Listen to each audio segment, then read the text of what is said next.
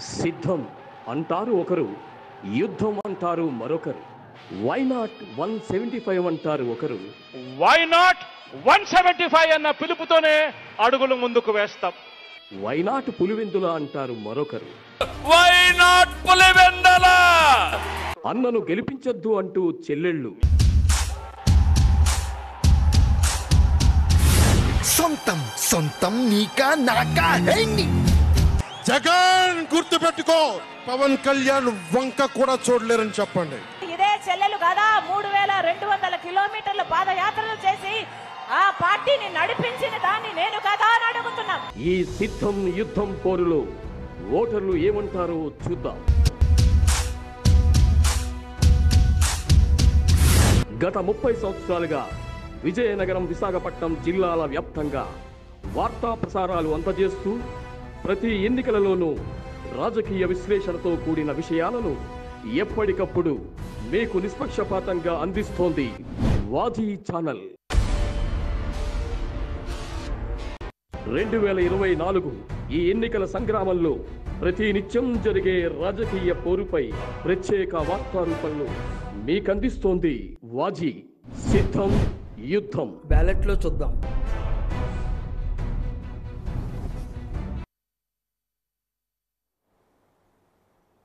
నమస్కారం. 2024 సార్వత్రిక ఎన్నికల నేపథ్యంలో జాతీయ స్థాయి నుంచి జిల్లా స్థాయి వరకు ప్రతిరోజు జరిగే అప్డేట్స్ను మీ ముందుకు ఉంచేందుకు వాజీ ఛానల్ ప్రవేశపెట్టిన సిద్ధం యుద్ధం కార్యక్రమానికి స్వాగతం. ప్రధానంగా చూసుకున్నట్లయితే ఎన్నికల సీజన్ అప్పుడే మొదలైపోయింది.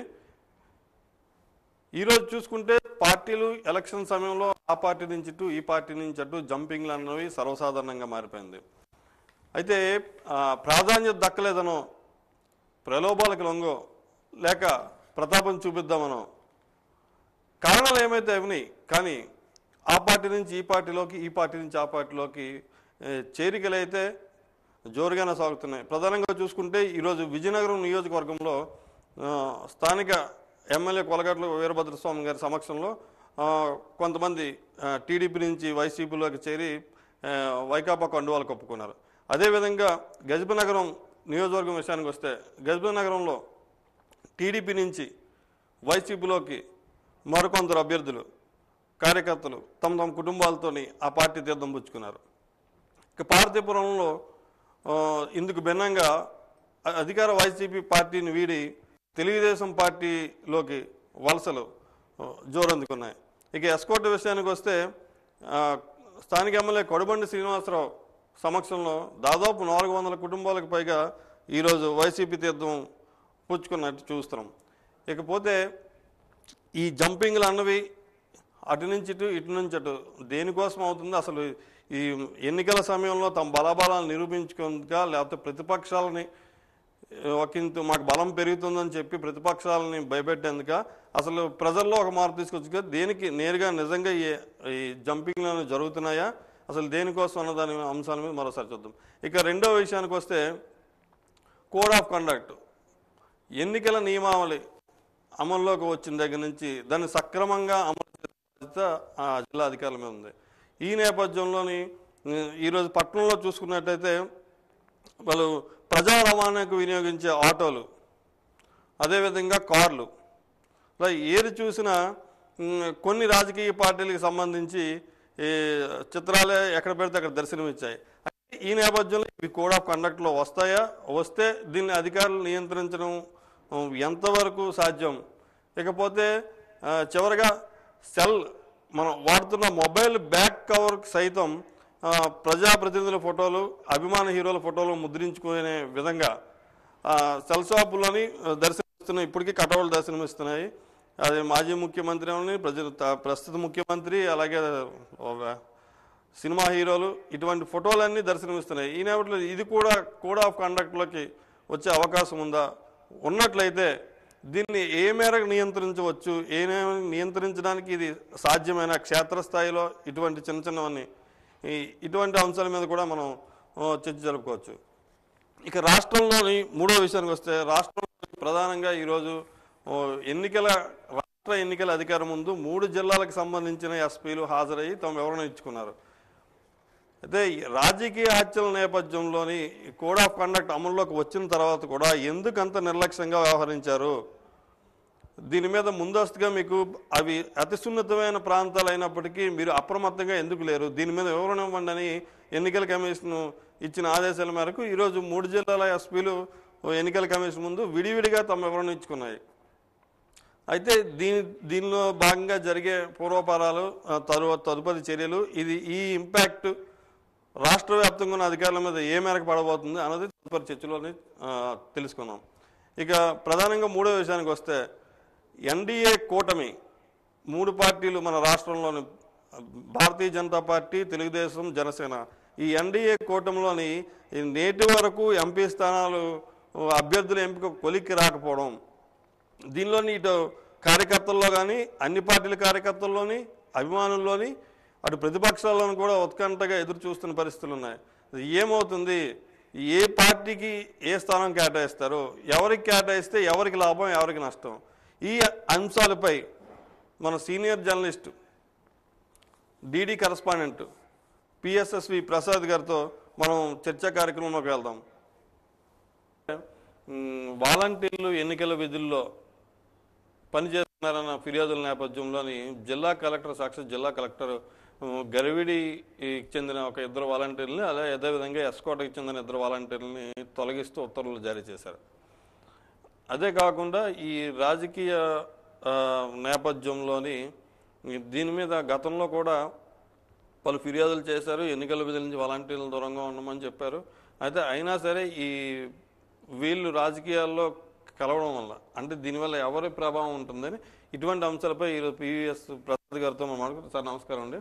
ఈరోజు మనం చర్చించుకోవాల్సిన అంశాలు అయితే ప్రధానంగా ఈ ఎన్నికల విధుల్లో వాలంటీర్లు, అది ముందు నుంచి మనం అనుకుంటుంది. దానికి తగ్గట్టుగా రాష్ట్ర వ్యాప్తంగా చాలా ఎక్కువ సంఖ్యలో వాలంటీర్లను ఇప్పటికే తొలగించారు. జిల్లాలో తొలిసారిగా ఎస్కోట, గరివిడి నుంచి తొలగించారు. అదేవిధంగా ఈ పార్టీల నుంచి, అధికార పార్టీ నుంచి ప్రతిపక్షాలకు, ప్రతిపక్షం నుంచి అధికార పార్టీలకు పలు నియోజకవర్గాల్లోనూ ఎక్కడికక్కడ చేరికలు జరుగుతున్నాయి. రాష్ట్రంలో కూడా ప్రధానంగా చూసుకుంటే 3 ఎస్పీలని ఈరోజు ఈసీ విడివిడిగా పిలిచి విచారణ చేశారు. ఈ అంశాల మీద మనం ఈరోజు చర్చించుకుందాం. ప్రధానంగా తొలిసారిగా మన జిల్లాలో వాలంటీర్ల తొలగింపు, దీన్ని ఏ విధంగా మీరు తీసుకుంటారు?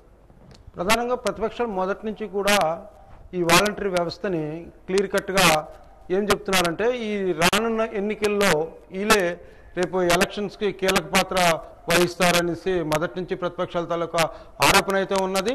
ఆరోపణనే కాకుండా అనేక సార్లు ఈ స్టేట్ ఎలక్షన్ కమిషన్ కూడా వాళ్ళు చెప్పారు, ఈ వాలంటీర్లు అనేది కేవలము ఈ యొక్క ప్రభుత్వాలు ఏంటంటే ప్రభుత్వ సొమ్ముతో ఈ యొక్క పార్టీ సర్వీసెస్కి ఉపయోగించుకోవడం జరుగుతుంది. రేపు తెల్లారి ఎన్నికల్లో వీళ్ళే కీలక పాత్ర వహిస్తారనేసి ప్రతిపక్ష నాయకులు చెప్పడం జరిగింది. ఏదేమైనప్పటికీ సిఇసి కూడా ఖచ్చితంగా అబ్జర్వ్ చేసింది, అలాంటి ముందుగా అనౌన్స్ చేసింది, ఎవరైనా వాలంటరీ కానీ ఈ యొక్క ఎన్నికల దీంట్లో ప్రచారం చేసినట్లయితే మా దృష్టికి తీసుకొస్తే సస్పెండ్ చేస్తామని.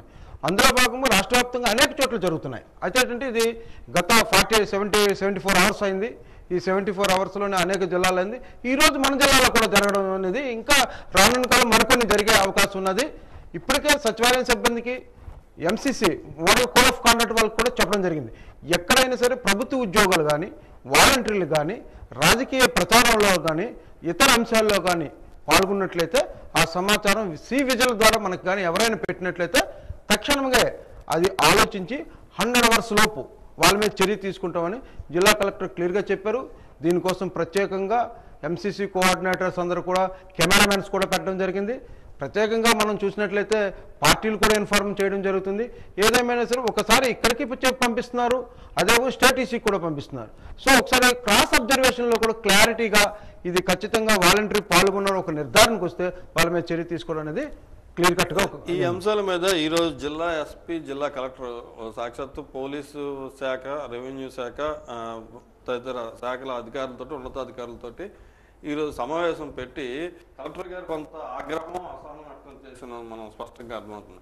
ఏమంటే ఎన్నికల కోడ్ వచ్చిన నేపథ్యంలో ఇన్ని రోజులు గడిచినా నేరుగా ఆయా శాఖలు అప్పగించిన విధుల సక్రమణలో మీ ద్వారా మేము ఒక్క కేసు కూడా మేము చేయలేదు. ఈ సివిజిల్ ద్వారా ప్రజల నుంచి, వాళ్ళ నుంచి నేరుగా మాకు వచ్చిన ఫిర్యాదుల మీదే మేము ఇంతవరకు చర్యలు తీసుకున్నాం తప్ప క్షేత్రాలు మీరు చేయలేదు. ఇలా చేస్తే మరి సహించేది లేదు. దానికి తగిన మూల్యం మీరే చెల్చుకుంటారని కలెక్టర్ గారు నేరుగా అధికారులకు చెప్పారు. దీన్ని ఏమంటే క్షేత్రస్థాయిలో ఉన్న అధికారులు ఇంకా రాజకీయ నాయకులతో సత్సంబంధాలు వేరలేదనా, లేకపోతే ఎక్కడ వైలేషన్ జరగట్లేదనా, లేకపోతే వీళ్ళు పూర్తి స్థాయిలో ఇంకా సీరియస్గా తీసుకోలేదా?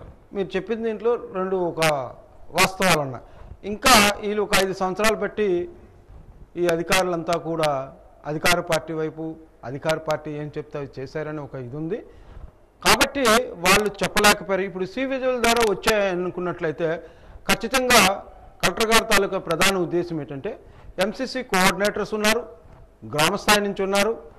ఒక పార్టీ మనకి ఇన్ఫార్మ్ చేసిన వరకు మనకు తెలియలేదు అంటే అక్కడ కోఆర్డినేటర్స్, ఎంసీసీ కోఆర్డినేటర్స్ కానీ ఇతర రెవెన్యూ సిబ్బంది కానీ ఇతర సిబ్బంది కానీ ఏం పని చేస్తున్నారని ఆమెకు ఒక అనుమానం వచ్చింది.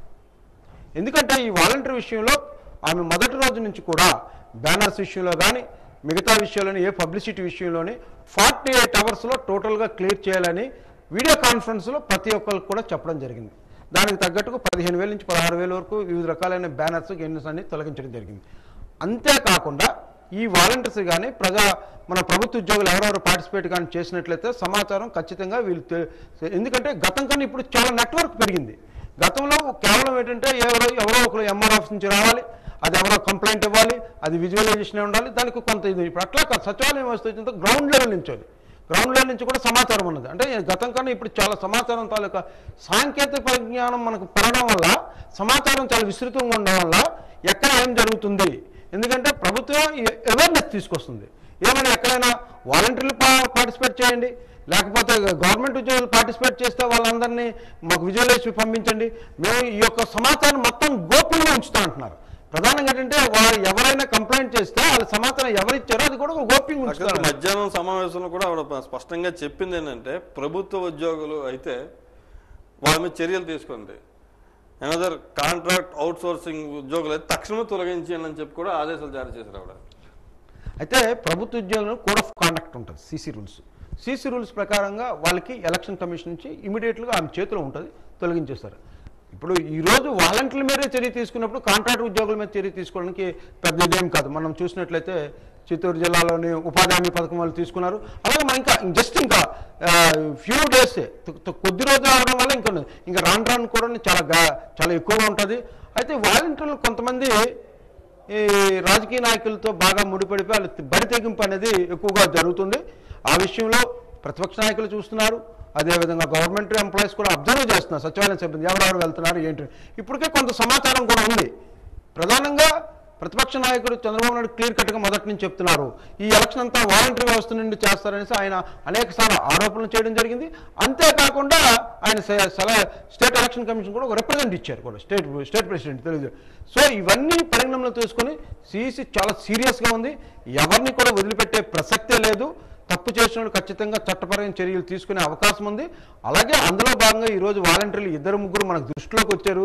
ఈసారి అయితే ఖచ్చితంగా ఇంకా ఇప్పుడు కలెక్టర్ గారు క్లియర్ కట్గా చెప్పారు, మీరే ఎంత అబ్జర్వేషన్ వస్తుందో, ఏ ప్రాంతం నుంచి మనకి విజువల్స్ వస్తున్నాయి, ఏ ప్రాంతం వాళ్ళు ఏం చేస్తున్నారు, పబ్లిక్ మనకు చెప్తున్నంత వరకు మనం ఏం చేస్తున్నాం. కాబట్టి ఈసారి ఆ ప్రాంతంలో నుంచి ఎలాంటి కంప్లైంట్ వచ్చినా ఆ సంబంధించి అధికారిపై చర్య తీసుకునే అవకాశం ఉన్నదని గట్టిగా చెప్పడం జరిగింది. అంటే దీన్ని బట్టి మనకి ఏం చెప్తున్నా, మనకి ఏం అర్థమవుతుంది, ఎలక్షన్ కమిషన్ చాలా సీరియస్గా ఉంది. ప్రజలు స్వచ్ఛందంగా వచ్చి తన ఓట్లకు వినియోగించుకోవడానికి ఏమి కావాలంటే అన్ని సదుపాయాలు మనం చేస్తున్నాం. అలాంటిది ప్రలోభాలకి ఎవరి ద్వారా చేయడం అనేది మంచి పద్ధతి కాదు. ఇలాంటివన్నీ కూడా ప్రోత్సహించడం జరగదు. కాబట్టి ఇప్పటి నుంచే ఈ వాలంటీర్లు సస్పెండ్ చేస్తే మరి కొద్ది రోజులు కంట్రోల్ అయ్యే అవకాశం కూడా ఉంటుంది. ఇప్పుడు ఈ నేపథ్యంలో మనం చూసుకుంటే ఈరోజు వాజీ ఛానల్ కొన్ని చిత్రాలు మన కెమెరాకి చిక్కే. అయితే ఇప్పుడు ప్రజా రవాణా ప్రధానంగా అందులో ప్రజా రవాణాకు వినియోగించే ఆటోలు కానీ బస్సులు కానీ అదేవిధంగా సొంత వాహనాలపైన పార్టీ జెండాలు ప్రచారాలు కల్పించుకోవాలని దానికి కూడా అనుమతి ఉండాలి అని చెప్పి క్లియర్గా అందులో ఉన్నాయి. ఈ నేపథ్యంలో నేటికి కూడా ఈ ఆటోల మీద ఈ సిద్ధం అని కానీ లేకపోతే జనసేన అధినేత ఫోటోలు కానీ ఇటువంటివి వస్తున్నాయి. అంటే ఇప్పుడున్న సిబ్బంది ఈరోజు కలెక్టర్ గారు ఆగ్రహం వ్యక్తం సమయంలో ఇటువంటి చిన్న చిన్న అంశాలను కూడా పూర్తి స్థాయిలో వీటిని నియంత్రించగలరా, ఇవి ఆ అధికారుల దృష్టికి వెళ్తే ఇది ఎంతవరకు ఇది సాధ్యం. మరి మీరు విజువల్స్ చూడండి ఒకసారి, నేటికి ఇంకా వాటిలో అవి కొనసాగుతూనే ఉన్నాయి. ఆటోల మీద కానీ వాళ్ళు నాయకుడు అనే అభిమానమో హీరో అనే అభిమానమో ఏదో జరుగుతూనే ఉన్నాయి. ఆఖరికి మన సెల్ ఫోన్ బ్యాక్ సైడ్ కవర్ల మీద కూడా సినీ హీరోలు అవ్వచ్చు, అయినా బాలకృష్ణ, లేకపోతే మాజీ ముఖ్యమంత్రి చంద్రబాబు నాయుడు గారు, పవన్ కళ్యాణ్, ఇలా మొత్తం అందరివి పబ్లిక్గా ఉన్నాయి. ఇవి కూడా కోడ్ ఆఫ్ కండక్ట్లోకి వస్తాయా? వస్తే క్షేత్రస్థాయిలో వీటిని పరిశీలించి వీటిపై చర్యలు తీసుకోవడానికి కానీ వీటిని నియంత్రించడానికి కానీ ఇది సాధ్యమేనా? యాక్చువల్గా చెప్పాలంటే అధికారులు కొంత నిర్లక్ష్యమే ఈ తావకు తీసుకొచ్చింది. బ్యానర్స్ అనేది ప్రభుత్వ నిబంధన ప్రకారంగా కొంత అమౌంట్ కట్టి, మున్సిపాలిటీ అయితే మున్సిపాలిటీ, లేకపోతే అర్బన్ రూరల్ అయితే రూరల్, డబ్బు కట్టి ప్రచారం చేయాలి. కానీ రాజకీయ ఒత్తిడిలు అయితే ఏమైనా ఇతర కారణాల చేతన విరివిగా బ్యానర్లు కట్టినంత వరకు పట్టించుకోలేదు.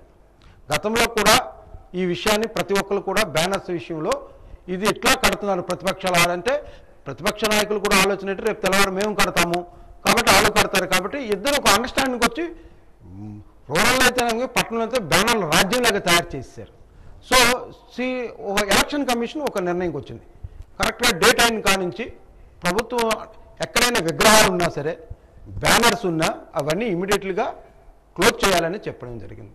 సో ఇది ఎట్లా అనిపిస్తుంది అంటే చాలా విచిత్రంగా అనిపిస్తుంది. మనం బ్యానర్లో వాళ్ళు కడతారు, ప్రభుత్వం తొలగిస్తుంది. ఎవరు కట్టారో వాళ్ళకి మెసేజ్ ఇచ్చి మీ ఇమీడియట్గా మీరు చేయకపోతే దీని మీద ఇంత అమౌంట్ మేము ఫైన్ చేస్తాం, డేరెన్స్ మ్యాటర్. దాన్ని కూడా ఆ విధంగా ఇంపోజ్ చేయాలి ఫైన్ అనేది. ఎందుకంటే వాళ్ళు విత్తనవిడి కట్టేసి ప్రభుత్వం వచ్చి మీరు బ్యానర్లు తీయని రిక్వెస్ట్ చేయవలసిన పని ఏం లేదు. వాళ్ళేం డబ్బులేం కట్టట్లేదు. డబ్బులు కడితే కొన్ని డబ్బులు కట్టారు, మనం రిమూవ్ చేయాలని. సో ఈ విషయంలో బ్యానర్స్ విషయంలో కొంత అధికారులు ముందుగా ఆ నిర్ణయాలు తీసుకోకపోవడం అనేది ఒక అంశం. రెండో అంశం మీరు ఇప్పుడు చెప్పారు, ప్రతి పాన్ షాప్ దగ్గర కొన్ని ప్లేవుడ్స్ పెట్టారు. అదేవిధంగా ప్రతి సెల్ పాయింట్ల దగ్గర కొన్ని ఆర్చులు పెట్టారు. వాళ్ళ తాలూకా ప్రధాన నాయకుల తాలూకా ఫోటోలు పెట్టి ఈ ఫొటోస్ మేము వేస్తాం.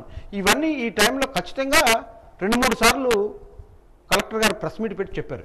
ఇలాంటి అంశాల విషయంలో చాలా సీరియస్గా తీసుకుంటాం, ఎక్కడా ఉపేక్షించేది లేదు.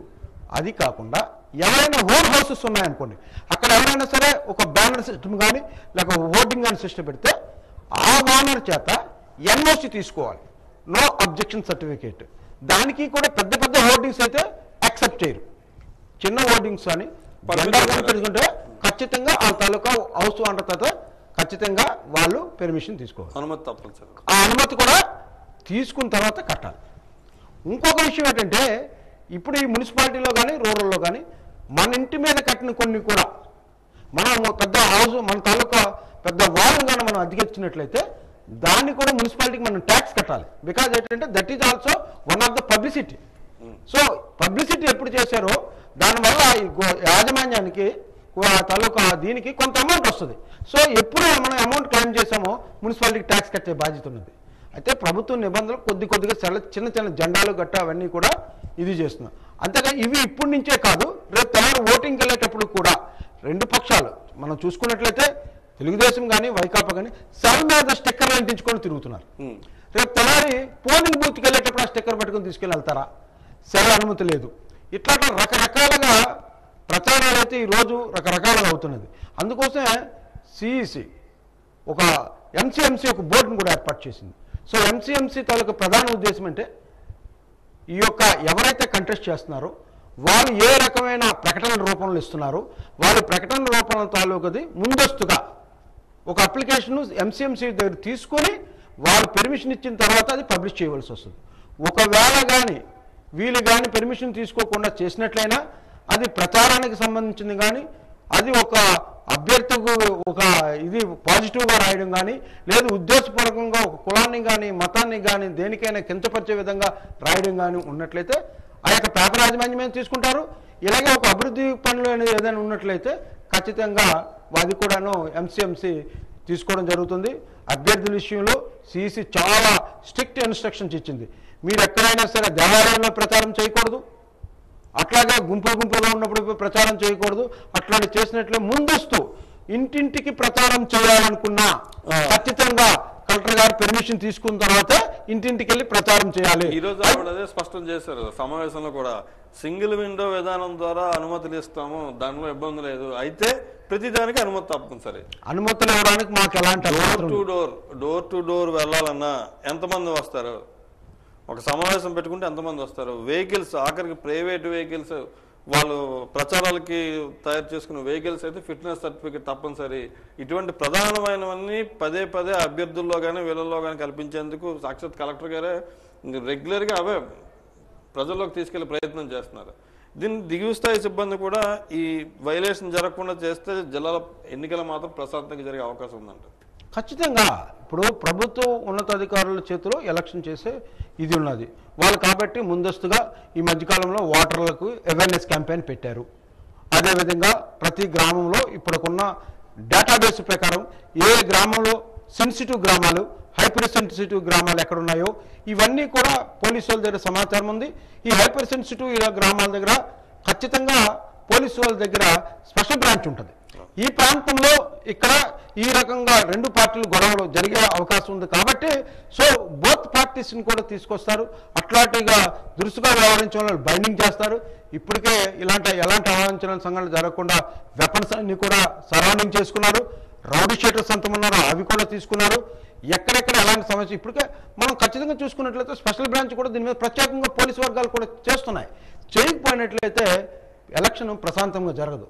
కాబట్టి ఒకవైపు పోలీసు వాళ్ళు, ఇంకోవైపు రెవెన్యూ సిబ్బంది వీళ్ళందరూ కూడా ఈ ఎన్నికలు చాలా ప్రతిష్టాత్మకంగా తీసుకొని చాలా అద్భుతంగా గతంలో కూడా మన జిల్లాలోని ఎక్కడ కూడా రీపోలింగ్ లేకుండా చేయడం జరిగింది. సో ఇది కూడా అంటే గతంలో కూడా ఓటింగ్ శాతం పెంచడానికి అధికారులు కృషి చేశారు. ఎక్కువ శాతంగా మనం అన్ని జిల్లాల కన్నా ఎక్కువగా మన జిల్లాలో ఓటింగ్ చేద్దాం. అట్లాగే ఇటువైపు ఎంసీఎంసీ వాళ్ళు చూస్తున్నారు, ఎంసీసీ వాళ్ళు కూడా చూస్తున్నారు, మోడల్ కోడ్ ఆఫ్ కాండక్ట్ వాళ్ళు కూడా చూస్తున్నారు. సో ఏదైనప్పుడు కూడా ఎవరన్నీ చేసినా ప్రజల సహకారంతోనే ఏదైనా ముందుకు తీసుకెళ్ళడం జరుగుతుంది. కాబట్టి ప్రజలు కూడా ఈ విషయంలో అందరూ సహకరిస్తే బాగుంటుంది. సరే, ఇంకో విషయానికి వస్తే జిల్లాలో ప్రధానంగా జంపింగ్లు జోరు ఎక్కువైపోయింది. ఇటు వైసీపీ నుంచి టీడీపీలోకి, టీడీపీ నుంచి వైసీపీలోకి, వైసీపీ నుంచి జనసేనలోకి ఇలాగా ఈరోజు దాదాపు 4-5 నియోజకవర్గాల్లోని అటు నుంచి ఇటు నుంచి జంపింగ్ జరిగాయి. అంటే దేన్ని ఉద్దేశించి అంటే అక్కడ వాళ్ళకి ప్రాధాన్యత దక్కకపోవడం ఒక కారణమా, లేకపోతే ప్రలోభాలకు లొంగడమా, లేకపోతే ఎక్కడ తమకి తగిన గుర్తింపు లేదని ప్రతాపం చూపించడానికి వెళ్తున్నారా? అసలు ఏ కారణం చేత? అందులో వాస్తవాలంతా వాస్తవాలేదంతా. కొంతమంది మనం గతంలో చూసుకుంటే ఎక్కడ ఈ పార్టీ సభల్లో ఉన్న జనాలే ఇంకో సభలో కనబడుతున్నారు. ఎక్కడ చేరికల వల్ల అక్కడ చేరిక. ఒక్కొక్క దగ్గర చూసుకుంటే చేరికలు కొన్ని దగ్గర మనం అబ్జర్వ్ చేస్తే వాళ్ళకి ఓటు హక్కు ఉందా లేదా అన్న అనుమానం కూడా మనకి వస్తుంది. ఇది దేని గురించి జరుగుతుంది అంటారు? ఇందులో వాస్తవం 80% నిజంగా జరిగినా ఒక 20% అంత కొంత ఉంది. దేని గురించి ఎన్నికల ముందు ఇది? అంటే ఇది ఎన్నికల సీజన్ కాదు, జంపింగ్ల సీజన్ అంటారు దీన్ని. ఈ జంపింగ్ల సీజన్ ఎన్నికల టైంలో ఇవన్నీ ఉంటాయి. కారణం ఏంటంటే ప్రధానంగా 2 అంశాలు. ఒకటి, ఎన్నికల కోడ్ వచ్చినంత వరకు కూడా ప్రజాప్రతినిధులకు రకరకాలైన పవర్స్ ఉంటాయి. సో అప్పుడు భయపడి వాళ్ళు ఒక పార్టీ నుంచి ఇంకో పార్టీకి జంప్ చేయకపోవచ్చు.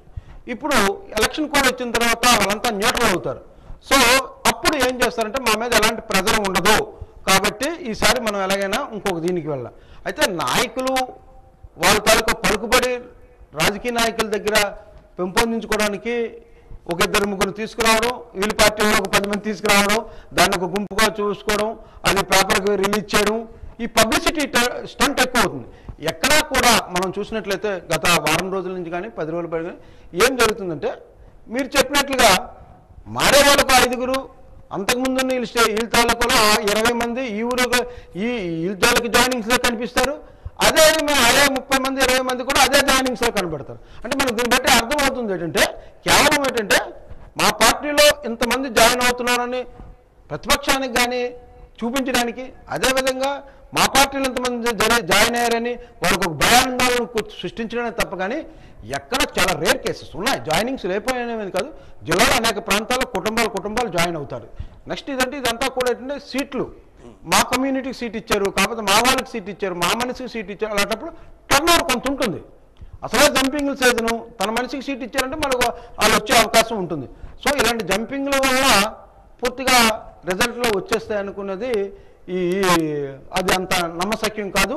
కేవలం ఇది నాయకుల తాలూకా గొప్పతనాన్ని చాటుకోవడానికి, ఆ ముఖ్య నాయకుడి దగ్గర గొప్పతనాన్ని చోటా నాయకులు చేస్తున్న పని తప్ప కానీ ఎవరు ఇండివిజువల్గా వచ్చి మేము ఈ పార్టీ వరకు ఉన్నాం, మాకు ఈ పార్టీలో ఇంత నష్టం జరిగిపోయింది, లేదు మీ పార్టీ ఎజెండా మాకు ఇష్టపడ్డది, మీ మేనిఫెస్టో ఇష్టపడ్డది, మీ తాలూకా అభివృద్ధి మేము చూసామని చాలా తక్కువ ఉండొచ్చు కానీ చాలా తక్కువ రేర్ కేసెస్. ఈ చేరికలు, ఈ జంపింగ్లు ఇవన్నీ ఎన్నికల బ్యాలెట్ సమయానికి వచ్చినప్పటికీ అది బొలుప వాప అనేది ఏ పార్టీకైనా ఆ రోజు స్పష్టత వచ్చే అవకాశం ఉంటుంది.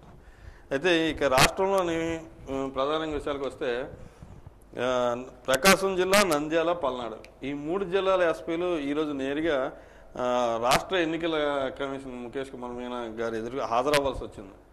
అయితే నిన్న చెప్పాను, ఈ కోడ్ ఆఫ్ కండక్ట్ వైలెన్స్ కానీ రాజకీయ హత్యలు కానీ అక్కడ జరుగుతున్న అల్లర్లను కూడా వీళ్ళు అరికట్టలేకపోయారు. దేనివల్ల అరికట్టలేకపోయారు వచ్చి సమాధానం చెప్పాలని చెప్పి ఎన్నికల కమిషన్ ఆదేశాల మేరకు ఈరోజు వచ్చిన ఎస్పీలు 3 విడివిడిగా పిలిచి విచారణ చేపట్టారు. అయితే ఈ విచారణ చేపట్టిన అనంతరం ఏంటంటే దీన్ని కేంద్ర ఎన్నికల సంఘానికి పంపిస్తామని చెప్పి ఆయన ఒక ప్రకటన చేశారు. ఇది ఎటువంటి సంకేతాలు ఇస్తుందంటారు? ఇది ఖచ్చితంగా ఇలాంటి జరిగితే మిగతా జిల్లాలో ఉన్న ఎస్పీలు అందరూ కూడా ఎలక్ట్ అవుతారు. ప్రధానంగా ఒక కొన్ని సెన్సిటివ్ విలేజ్ ఉంటాయి. ఇప్పుడు ఇలాంటివి ఎప్పుడు జరుగుతాయంటే మనకు ఒక ప్రాంతంలో సూపరింటెండెంట్ ఆఫ్ పోలీస్ ఎస్పీ దగ్గర స్పెషల్ బ్రాంచ్ రకరకాల వింగ్స్ ఉంటాయి. ఆ వింగ్స్ ఎలక్షన్ నోటిఫికేషన్ వచ్చేటప్పటికే అందరికీ తెలుసు మనకి ఎట్టి పరిస్థితుల్లో మే ఎన్నికలో కాకపోతే జూన్లో, జూలైలో కాకపోతే మార్చిలో ఎన్నికలు వస్తాయి. ఇది ఆల్రెడీ మెంటల్గా ట్యూన్ అయింది. ఇదేమి కొత్తగా ఆప్షన్ వచ్చిన ఎన్నికలేం కాదు, షెడ్యూల్ ప్రకారంగా వస్తుందని. ఇప్పటికే అన్ని యంత్రాంగాలు కూడాను అన్ని పోలింగ్ బూత్లు కానీ రకరకాలవన్నీ కూడా చేసుకున్నాం. అట్లాగే ఈ పోలీస్ సిబ్బంది కూడా ఇవి హైపర్ సెన్సిటివ్, ఇది సెన్సిటివ్, ఈ ప్రాంతంలో ఈ కార్యక్రమాలు జరిగితే కొద్దిగా హైపర్ అక్కడ special branch failure SP answer చెప్పవలసి వచ్చిందా, కాకపోతే ఎస్పీ గారు పూర్తి స్థాయిలోనే దాన్ని అది ఎట్లాగా దాన్ని డీల్ చేయలేకపోయారు అనేది ఒక అంశంగా రన్ అవుతుంది. అయితే ఏదేమైనప్పటికీ ఎలక్షన్ కమిషన్ చాలా సీరియస్గా ఉంది. మనకి ప్రజలకి ప్రజాస్వామ్యబద్ధంగా ఓటు హక్కు కల్పించవలసిన ఓటు హక్కుని వినియోగించుకునే విధంగా మన బాధ్యత ఉన్నది. ఒక సూపరింటెండెంట్ ఆఫ్ పోలీసు విచారణకు వెళ్ళారంటే అది ఎంత సీరియస్గా తీసుకున్నారనేది మనం ఆలోచించవలసి ఉంది. ఎందుకంటే అక్కడ హత్యలకు దారి తీసే ప్రయత్నాల వరకు వచ్చాయి అనుకున్నట్లయితే దానికి కూడా ఒక ఎస్పీ పూర్తి స్థాయిలో ఆన్సర్ కూడా చేయలేకపోయారు. ఖచ్చితంగా ఇది ఎన్నికల కమిషనర్, కేంద్ర ఎన్నికల కమిషనర్ పంపించారంటే, ఇండివిజువల్గా విచారించారంటే ఈ ఎన్నికల కమిషను ఖచ్చితంగా చాలా సీరియస్గా ప్రతి ఒక్క విషయాన్ని చాలా క్షుణ్ణితంగా అసలు మీ తప్ప, స్పెషల్ బ్రాంచ్ తప్ప అసలు ఏం జరిగింది ముగ్గురిని సూటిగా ప్రశ్నించిన అంశం కూడా ఒకటే చూస్తే కామన్గా ఎన్నికల కోడ్ అమలులోకి వచ్చిన తర్వాత కూడా మీరు ఎందుకంత నిర్లక్ష్యం వహించారు?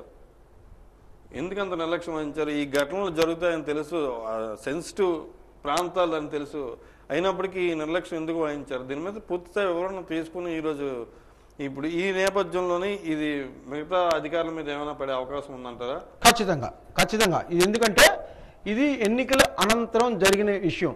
సో మిగతా ఎస్పీలందరూ ఎలక్ట్ అయిపోయారు. ఇప్పటికే ఎక్కడెక్కడ మేము వాళ్ళ తాలూకు షెడ్యూల్స్ కూడా ఎన్నికల కమిషన్ కూడా అడిగింది.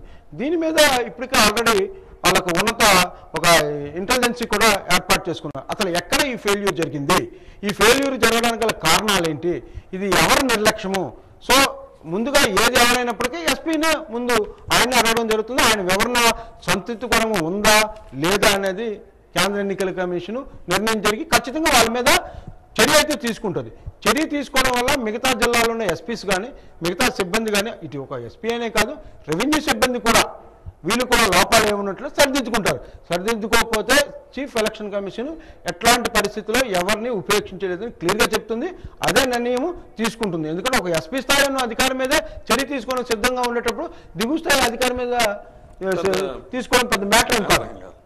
అయితే చివరిగా మనం చూసుకుంటే ప్రధాన అంశమైన చెప్పాలి, ఇప్పుడు ఎన్డీఏ కూటమి మన రాష్ట్రంలో ఎన్డీఏ కూటమి జత కట్టిన తర్వాత అటు బీజేపీ కానీ, జనసేన కానీ, తెలుగుదేశం పార్టీ కానీ ఈ ఎంపీ అభ్యర్థుల ఎంపిక ఎంతవరకు కొలిక్కి రాలేదు. దీని ప్రభావం ఎంత మేర పడి ఉండొచ్చు? ఎందుకంటే ఇటు ఏ పార్టీకి ఎక్కడ సీట్ వస్తుందని అయోమయంలో కొందరు. మనం ప్రస్తుతానికి విజయనగరం చూసుకుంటే మొన్నటిదాకా తెలుగుదేశం అన్నారు, మధ్యలో మళ్ళీ బీజేపీ అన్నారు, ఇప్పుడు మళ్ళీ ఎవరికి వస్తుందో సందిగ్ధత.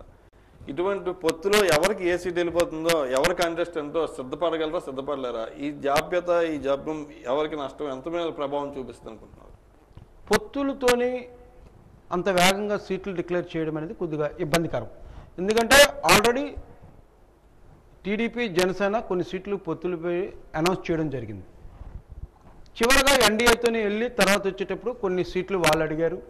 సో అప్పటికే తెలుగుదేశం పార్టీ ఒక సర్వే చేసుకుంది, ఈ ప్రాంతాలు మా వాళ్ళంతా గెలుస్తారు, జనసేన కూడా మాకైతే ఈ సీట్లు అయితే అనుకూలంగా ఉన్నాయని. ఇప్పుడు ఈ రెండు ఒక కంక్లూజన్కి వచ్చేటప్పుడు బీజేపీ వచ్చింది. సో బీజేపీ వాళ్ళు తమ ఉనికిని చాడుకొని కొన్ని సీట్లు అడిగారు. అయితే వీళ్ళ ముగ్గురు తాలూకా టార్గెట్ ఏంటంటే ప్రధానంగా తెలుగుదేశం కానీ జనసేన పార్టీ తాలూకా ప్రధాన టార్గెట్ ఏంటంటే ఏ విధంగా అయినా సరే వైకాపా పార్టీని ఈసారి మనం ఓడించాలి. ఆ ఉద్దేశంతోనే సీట్లు మనం గెలుస్తామనుకున్న సీట్లు మాత్రమే అడగాలి అనే ఉద్దేశంతో జనసేన తన సీట్లు తగ్గించుకుంది. 21కి వచ్చేసింది. 25 నుంచి 21కి వచ్చింది. ఎందుకు ఆయనకి టార్గెట్ అంటే గెలిచే అభ్యర్థులకి మనం పెడదాం. సో ఇలాంటి మనం ఒక సీట్ని అడిగి ఊరకనే వైకాపా పార్టీకి ఇచ్చే కన్నా గెలిచే అభ్యర్థి తెలుగుదేశం పార్టీ అయితే ఇప్పుడు బీజేపీ రావడంతో ఇప్పుడు కొంత డిస్టర్బెన్స్ అయితే వచ్చింది. అంటే ఈ డిస్టర్బెన్స్ ఎట్లా ఉంటుందంటే ఇప్పుడు ప్రస్తుతానికి వాళ్ళది మిక్స్డ్ వెజిటబుల్ కర్రీలాగా అయిపోయింది. సో ఏ టేస్ట్ ఉందో లేదు అంటే కొంత ఇబ్బంది అయినప్పటికీ కూడా వైకాపా పార్టీ ప్రాంతీయ పార్టీ ఆయన ఏ నిర్ణయమైనా తీసుకోవచ్చు.